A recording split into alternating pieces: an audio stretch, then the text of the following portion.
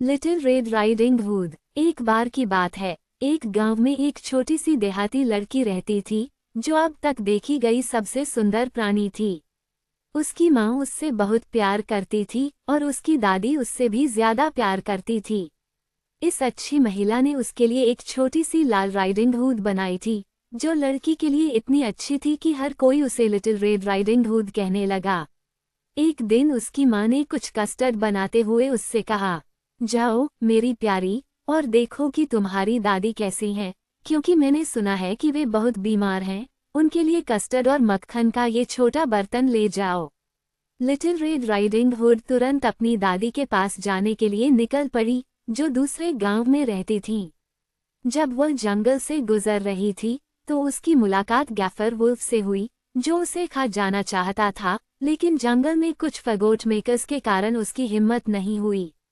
उसने उससे पूछा कि वह कहाँ जा रही है।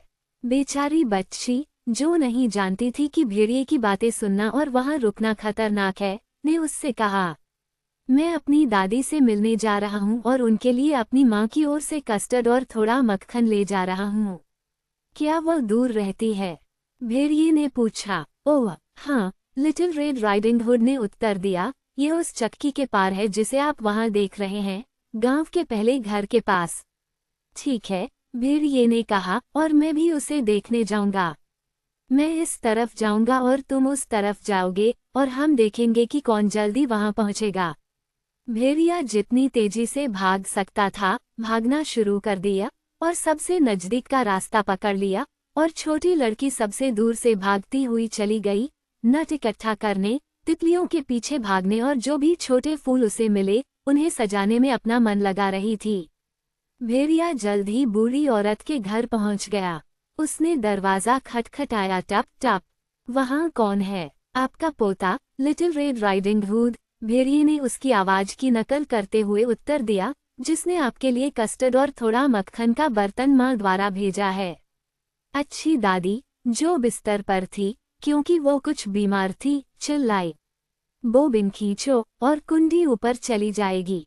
भेड़िए ने टोकरी खींची और दरवाजा खुल गया, और फिर वो उस अच्छी औरत पर टूट पड़ा और उसे एक पल में खा गया, क्योंकि 3 दिन से ज्यादा हो गए थे जब उसने एक भी टुकड़ा नहीं छुआ था।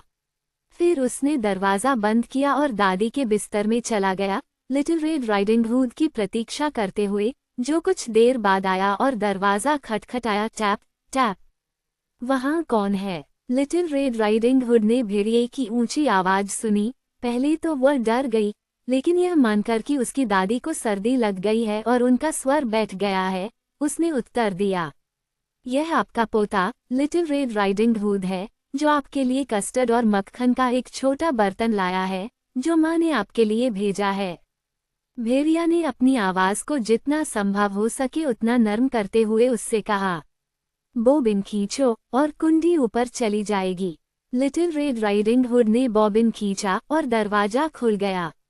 भेड़िए ने उसे अंदर आते देख, अपने आप को बिस्तर के कपड़ों के नीचे छिपाते हुए उससे कहा, कस्टर्ड और मक्खन का छोटा बर्तन स्टूल पर रख दो और आकर मेरे साथ लेट जाओ।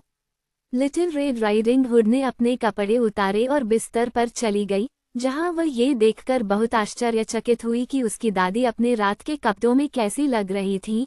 उसने उनसे कहा, दादी माँ, आपकी भुजाएं कितनी शानदार हैं। ये तुम्हें गले लगाने के लिए बेहतर है, मेरे प्रिय।